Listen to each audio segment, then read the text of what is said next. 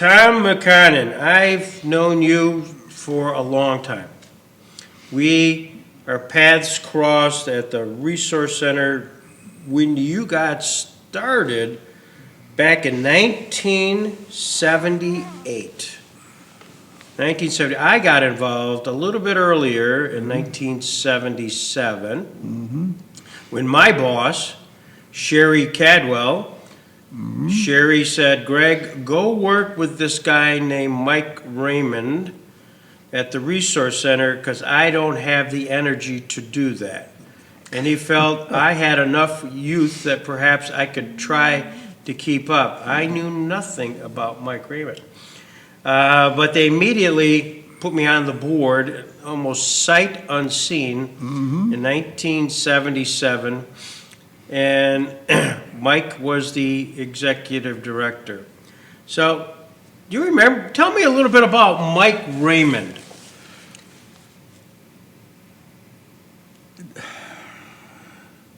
For deep breaths first. Mike Raymond had a very cheerful guy, knew everybody in town, even though he had only been here for 8 months or so. He was happy-go-lucky. He liked to drive cars, not just drive cars fast. And above and beyond that, he was very creative, and he did a good job of getting the Resource Center up off the ground. And I don't think he hired me. Somebody did, but I don't think it was Mike. Anyway, I got hired, and away we went. Where did you work prior to that, Tom? How about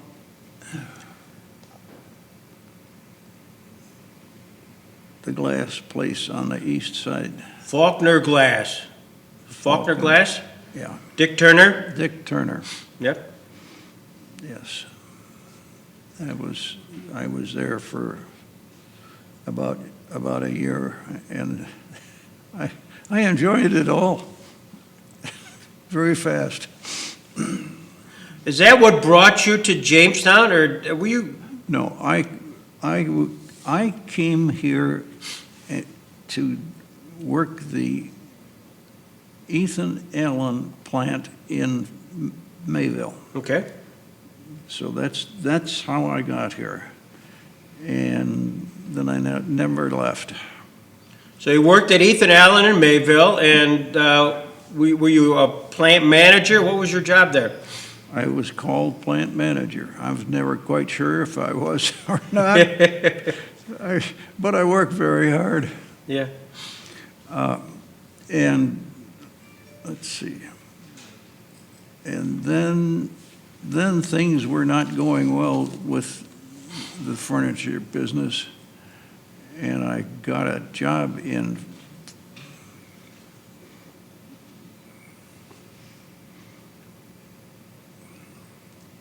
I want to say the Frewsburg, but that's not right. Straight up over the hill from. Anyway, I got a job in. Well, there was an Ethan Allen plant in. No. Just the Ethan Allen plant was in Mayville. Yep. And a little bit of one in Frewsburg. Got it. So I did that and I ran this plant. I think I ran it. I was always reminded that now you're running this place, Tom. Yes, indeed. And then I went to work for Rick Turner. Yep. And then to the Resource Center. And what did they have you do at the Resource Center? It looks like you got there in 1978. And what was your job? Nominally, I was the plant manager. This would be for Allied Industries? Allied Industries, yes. I was the manager of Allied Industries, or the manages under that. But I was the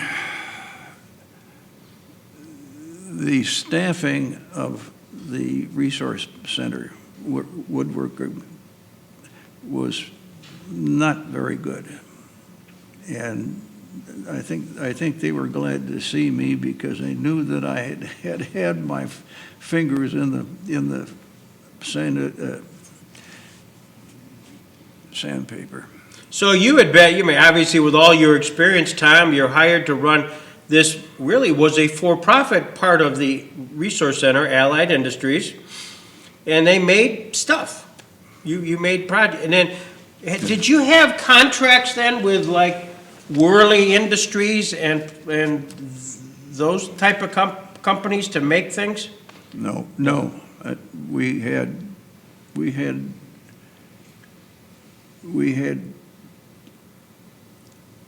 did direct, my English is very bad. We went to various people in town and made a pitch about, let us do some of that crappy stuff that your own people don't want to do. Yeah. And we can do that, and we can do it on time. So that's what we had, and then the next thing was we and the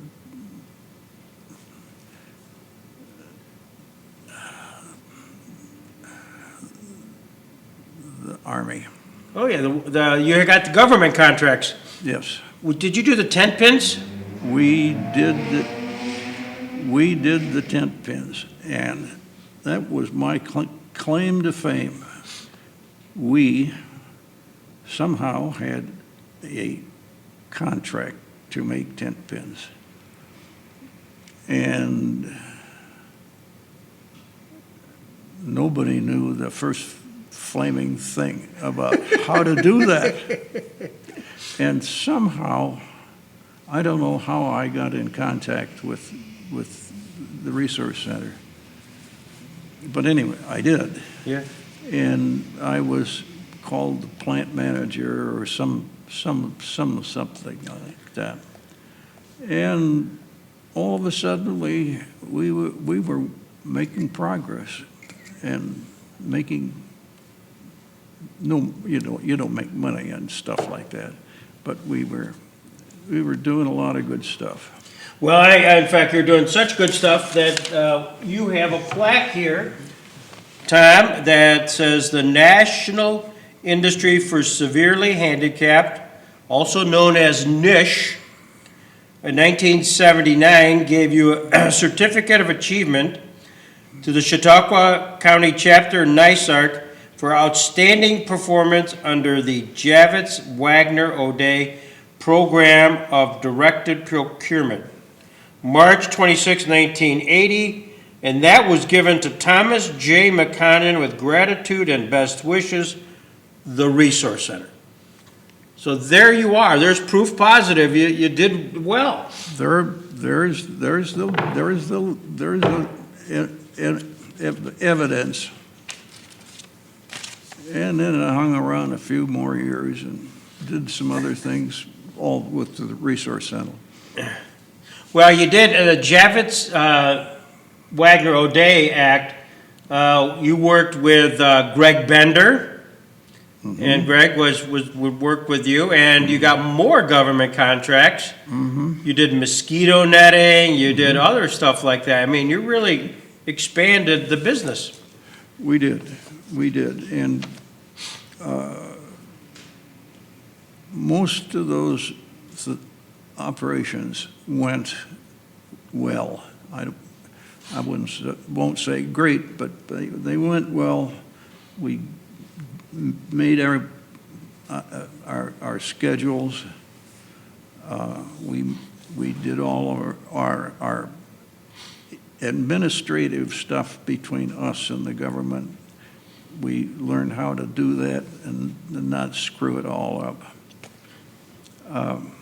Anyway, that the Javis-Wagner-O'Day Act is the act that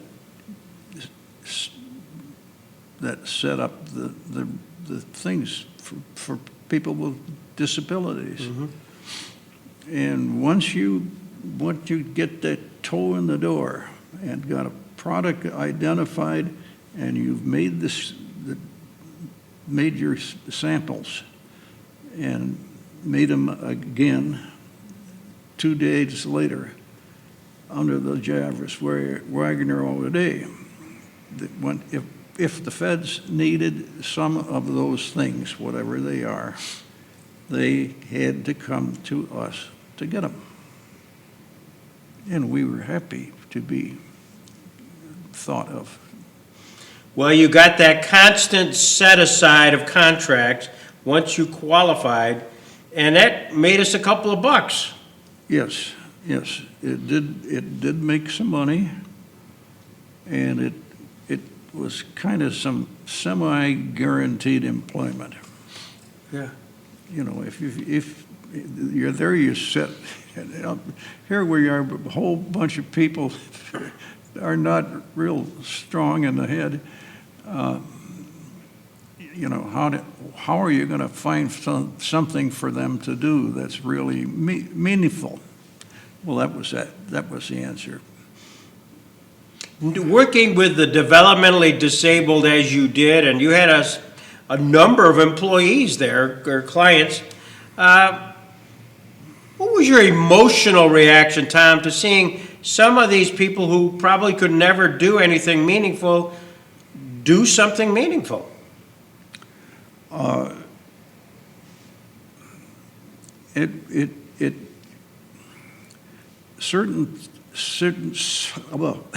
Certain days, certain products, certain pieces of geography are all ours. Mm-hmm. We're all ours. And then the phone would ring, and the marketing person would talk to somebody at the Fed, and they would have a verbal agreement. And he'd come up, we got to do 350,000 by next week, Friday or something. And we would do it. Yeah. So that's part of the story of Allied Industries and employment opportunities for the disabled. And you were at the core of all that, Tom McConnon. Well, I was the on-base person, and I was given the key to the business, and it was up to me to do it. And you know, and I can't say that I was given anything. I was given an opportunity, mm-hmm. and I really did enjoy this, and I really liked the work. So you worked with Mike Raymond for a while, and then after Mike came Paul Shazana. Mm-hmm. Talk about Paul Shazana. Paul Shazana. I can't recall. I can't. Paul, I know that I did some work with Paul directly, one-on-one, but I can't remember. Sure. Well, when you started with Mike Raymond, he was such a presence. You know, Mike was unbelievable as an individual. Then after you worked for Allied Industries for up until 1989, then you became a member of a whole lot of boards at the Resource Center. Oh, almost every one of them. Well, I can tell you, Steve Watterson here gave me a list. You were not only on the actual board itself, you and I were on the foundation board for a long period of time. You were on the Filling the Gap. You were on the New Vision Services. You were on the Team Services, the Chautauqua Resources, Support Enterprise, Community Inclusion, Chautauqua Connections. You ran the place without getting the title. Somebody must have liked me. Why wouldn't they? Oh, I can't say that I had direct control over almost any of that. There were two or three little things that maybe were incorporated that I could go direct to. Well, you were a whole lot of everything there, Tom. Hey, by the way, just a little background. What year were you born? What's your birthday? 1933. So 1933, I'm going to ask a question here. Do you remember Pearl Harbor? Do you remember December 7th, 1941? Yes. What do you remember about that? I just remember that a whole lot of people in my small town, Minnesota, were running around and waving their arms, and everybody was scared to death. And that's what I remember. Very tense. And of course, it was three days later, the sons of a lot of these people were on a train for somewhere for training. Mm-hmm. Do you remember, because that would have been 1941, and the war obviously went till 1945, anything in your small community in Minnesota which you might remember, maybe some of those that went to war didn't come back from the war? Any sort of traumatic sort of time period in your community? I remember a couple of guys that I knew fairly well, and I think they were the sons of this family, and I was a son on this family, and that kind of brought us together a little bit. The war ends in 1945, VE Day and then VJ Day in August of 1945. You would have been 12 years old. Do you remember celebrations going on in your community? I do. What do you remember about that? Just a bunch of people running around, waving their arms, and then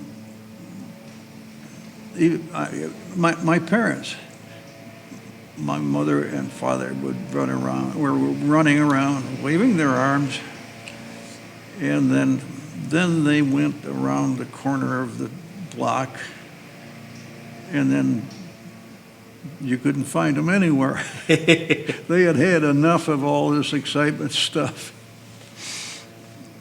Well, that would have been, you'd lived during that amazing time period. And then you went off to Dartmouth College. From here you are in Minnesota. Whereabouts in Minnesota were you, by the way? Winona. Winona? Winona, okay. Yeah. That's it, and Winona is on the Mississippi River towards the lower part of the state. Then you went to college at Dartmouth. I mean, that's pretty highbrow stuff, Ivy League. Well, you got to go to college somewhere. Why do you remember what the decision was? Why Dartmouth? Sure. My father went there and graduated from there. Legacy. That was it.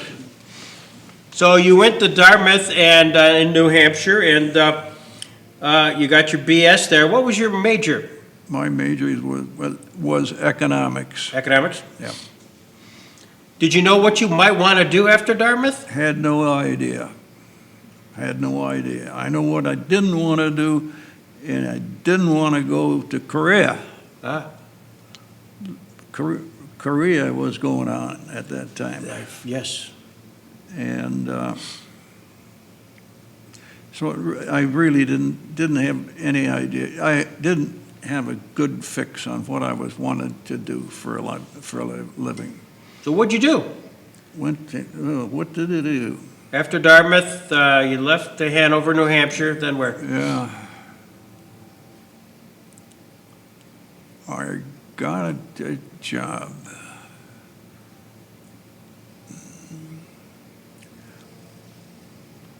I can't remember what Yeah. I did for that first job. It did not, and it wasn't very long. It maybe a 6-month kind of thing. Right. After that, I always had a job, In manufacturing? mostly. Yeah. Yeah. Did you gravitate towards the wood part of this? No. Woodman? No? No, no.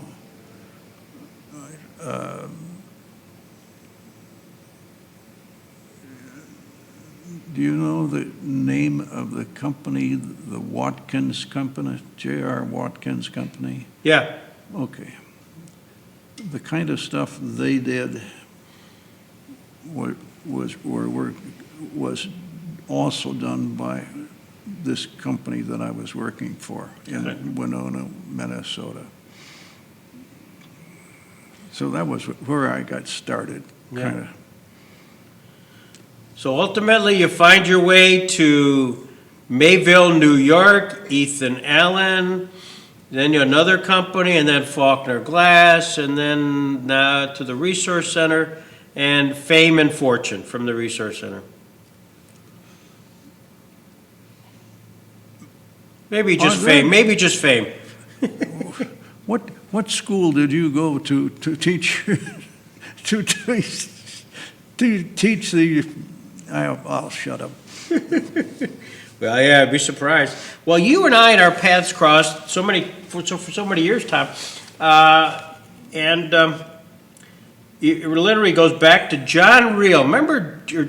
John Reel is just a name to me now, but it was a good name. Yeah. He owned real estate, didn't he? Yep. Okay. Yep. He owned our building, I think. He was, John Reel, right? Was it John? Yeah, John was on the board with me. Way back when, John was the senior guy on the board. Mm-hmm. And then there were a whole lot of family members, and me. I was the kid. And we were the only two. John and I were the only two people who didn't have direct family who was developmentally disabled. So they had to have somebody. And I got to really get close to him, and he was the manager of the building on Jones and Gifford, because it was owned at the end by Walter Heller Company. Walter Heller bought it from Crescent Tool. Is that all? Automatic voting machine. All automatic voting machine, all those buildings. Boy, that trail, paper trail was big time for that. Yes. And so automatic voting machine, which then led to Walter Heller bought them out, and then AVM disappeared because they went out. AVM had built that Cummins plant. The Cummins plant, that was all AVM, and then they didn't proceed. And so now John Reel is left with this building, and he has an office there. In the little building. Yes. The little building here. Yes, great memory. And John would have his plans, and he worked closely with Mike Raymond to sort of buy, if you will, each floor at a time. And that was part of Allied Industries. And I lived that. I was the kid that helped work with John, but it was John's concept. You know, hey, I like you guys. He liked Mike Raymond. Who couldn't like Mike Raymond? Right. And he was trying to help him, but at the same time try to sell the building. And so we would lease with option to purchase floor by floor by floor, sort of a commercial condominium before there was such an animal. Yes. It wasn't a legal animal, it just was practical. And sometimes it wasn't the whole floor, it was a part of a floor. That's right. Good memory. Well, those are big floors, Huge floors. yes, And then, of course, you had the runway in the back, you had to walk, the back there. yes. And that was all your world, Tom. I mean, you saw that happen while John Reel is working out in his little building, conceptualizing it. I'm the legal guy trying to figure out how it really works, and I'm not sure we ever did, but we got it. We bought it. And you're out there making product. Yep. It was a beautiful thing. So it was this John Reel, Greg Peterson, Tom McConnon, and Mike Raymond. I forgot that it was so real.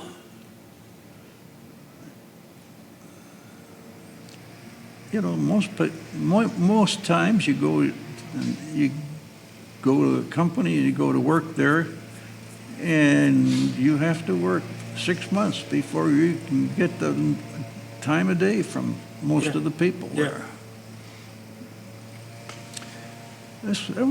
It was a good place to be.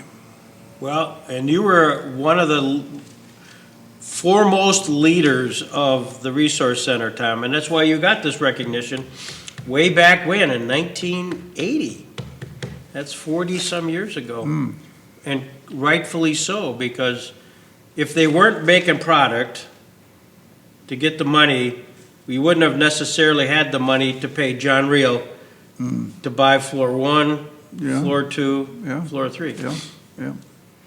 And to, I'm so delighted that we could talk about this because that's history. When you drive by the Michael Raymond building, you'd see it as just a building. Mm-hmm. People won't remember Tom McConnon, Greg Peterson, Mike Raymond, John Reel, this whole crazy, we didn't know what we were doing, but we did it. That's exactly so.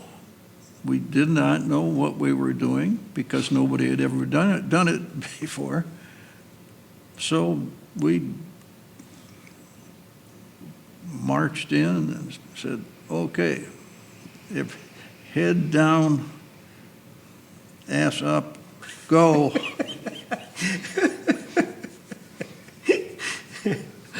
Sounds like my football coach. Don't put that in there in your writing. That's Watterson's lead, I can see it. What's the question I should be asking you, Tom? I'm just so delighted you came here, but is there something that you were talking to Dee and saying, hey, I hope they don't ask this question? That was about the European.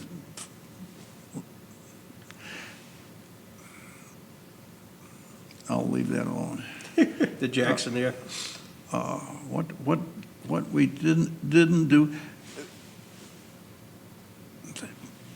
in my period of work at the Resource Center, there really wasn't much in terms of a product mix that we didn't take a whack at. Mm-hmm. And we were pretty much smart enough to not get into something that was really going to cost us money. That's what people do when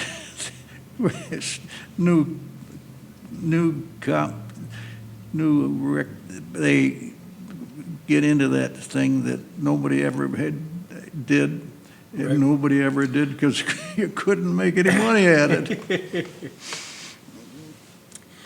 Well, do you remember ever having any of the Army brass show up? Did they ever come and inspect? No. I'm sure in the small print on the contract we had with the feds, they could come in and look at our place. Mm-hmm. They didn't do it. Yeah. I mean, maybe once or twice over a period of 4 or 5 years. We were good boys, so they didn't come and bother us too.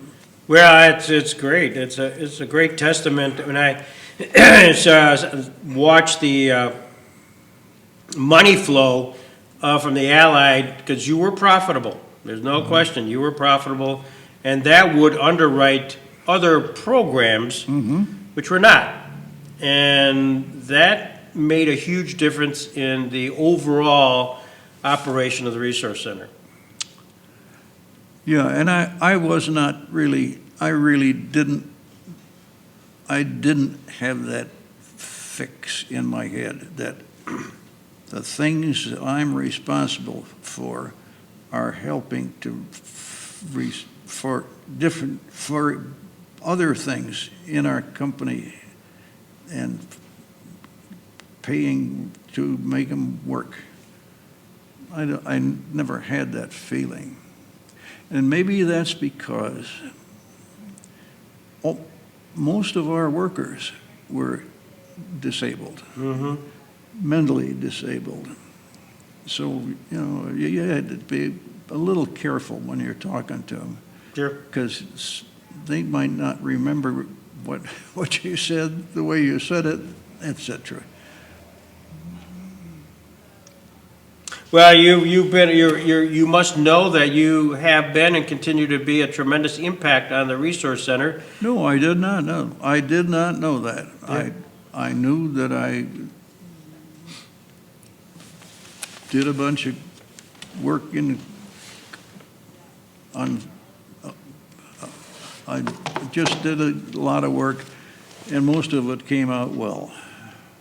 Well, they recognized you, Tom, because they presented to you, board member Thomas McConnon, an appreciation for support enterprises, support of individuals and disabilities, and you got a special original Red Flower Center created by Mary Ford of the Creations Art Program, which is really spectacular. I mean, this is really, Yes. it really is meaningful, Yeah. given where it came from and certainly who was presented to. I mean, I know people give you that stuff, but sometimes, at least I want you to know, Steve and I appreciate everything you did, and it's now preserved on film. So 100 years from now, people will roll this out and they'll know all about Tom McConnon. What's a Tom McConnon? Well, same thing you're going to ask when they say, what's a Greg Peterson? It's only be if Steve Watterson does a good job in editing. Mm-hmm.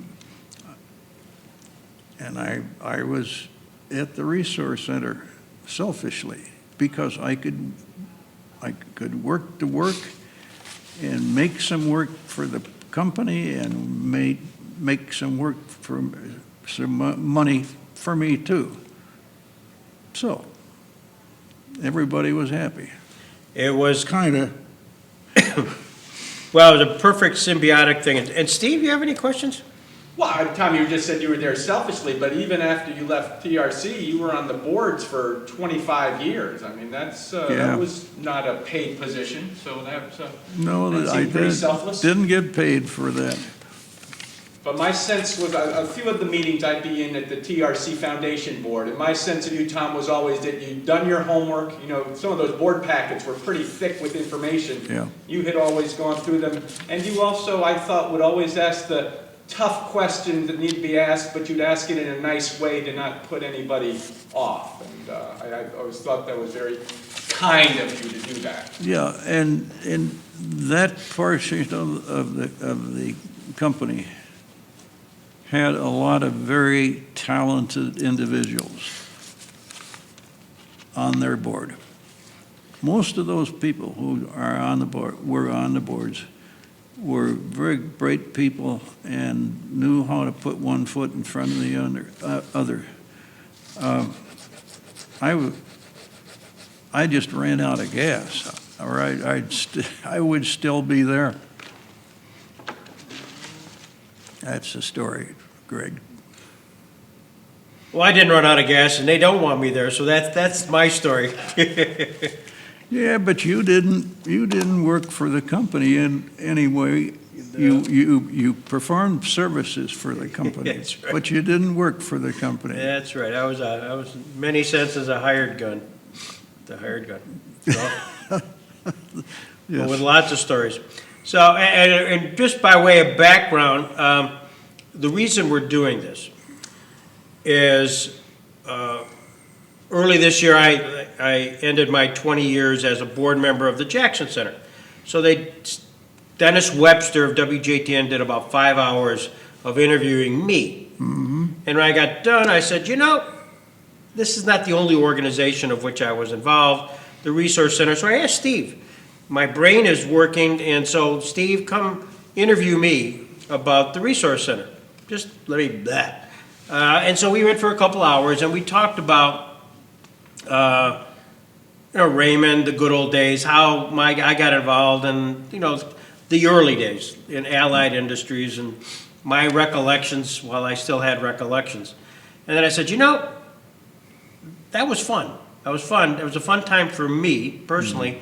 But why don't we sit down with people like Greg Bender, Becky Brummagem, Lou Lombardo, Bruce Piatz, and we've been doing that, interviewing them because they all have stories. We just did Marie Karuba the other day, and Joe DiCarlo, like you, just people who were personalities that were part of the early days, which ultimately at one point the Resource Center had a budget of $100 million. No kidding. $100 million. A little place that started, I remember when John Reel and I, at the first board meeting, we actually went over 1 million. Like it was a happy dance. We could actually do $1 million in this not-for-profit place. And then to get $100 million, wow, how did that happen? Well, that's part of the story. It's a fascinating story. So you are one of those people, and I was just looking quickly at the list of that we've interviewed, and you'll remember them all. Rebecca Brummagem, Clark Poppleton, Greg Bender, Bruce Piatz, Lou Lombardo, Diana Meckley, Mark Morton, Marie Karuba, Joe DiCarlo, Wayne Hoteling, Wayne and Elaine Hoteling came and talked about, their involvement, and Tom McConnon. And so this has been fun, and you're all part of the fun, Tom. Well, thank you. I appreciate that. I have gotten, in my older years, I can't speak as well as I once did. You did very well tonight. Very well. As long as I could say the same words 3 times to make sure that they go across. Well, that's like oral history. If you say it 3 times, even though if it's not true, it sounds like it is. That's a beautiful thing. Did you get that at law school? Yes, that's the art. Yeah, that's an art of advocacy. Yes. Okay. Yep. And the Resource Center, people bought it for a long time. If I just kept repeating it, it's like it must be true. So thank you, Tom. Thanks so much for coming in. This is great. I appreciate the opportunity, and I appreciate you with your perspective about the period of time that I worked there.